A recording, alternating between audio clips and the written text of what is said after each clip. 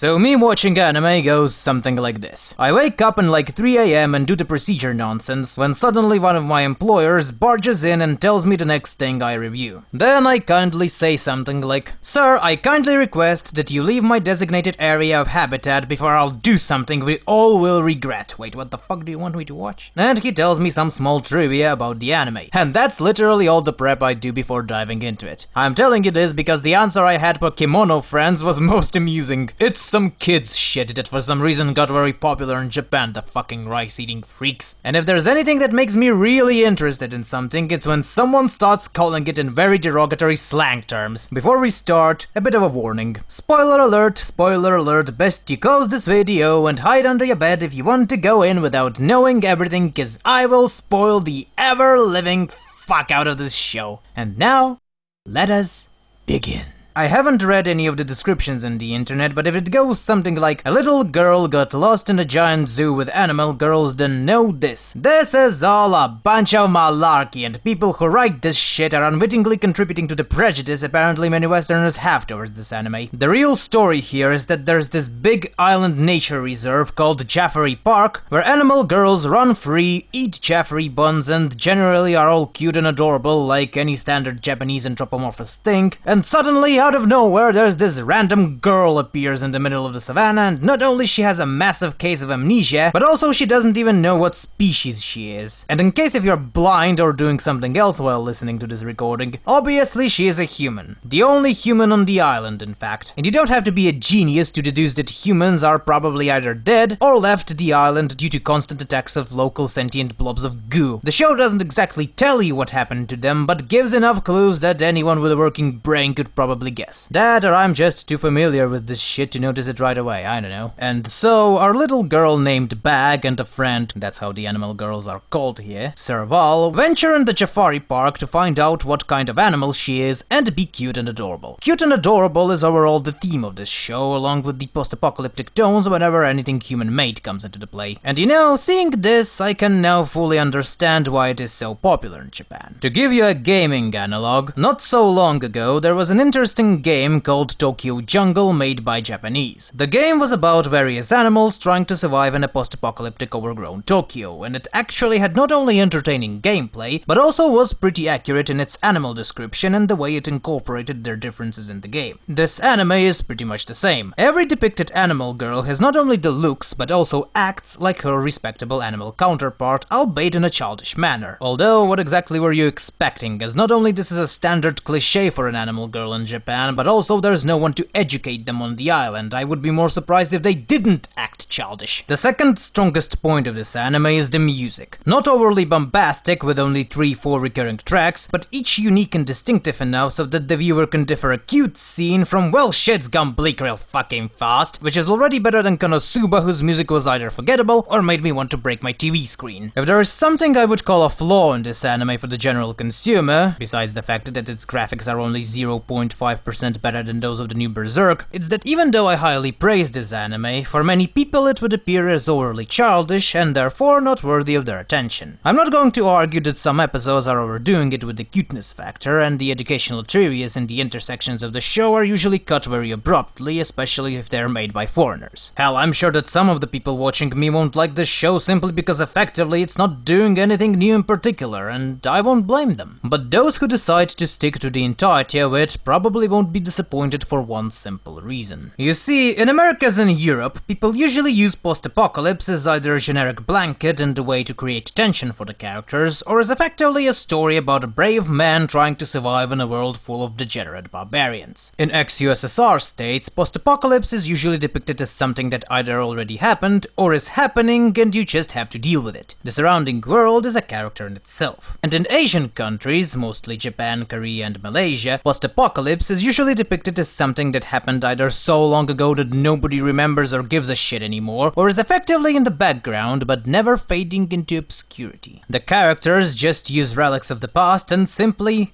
live. And this is one of the few things Japan is actually better than most other countries, and such stories generally come not only better, but also publicly acclaimed. There's still a bunch of island races though.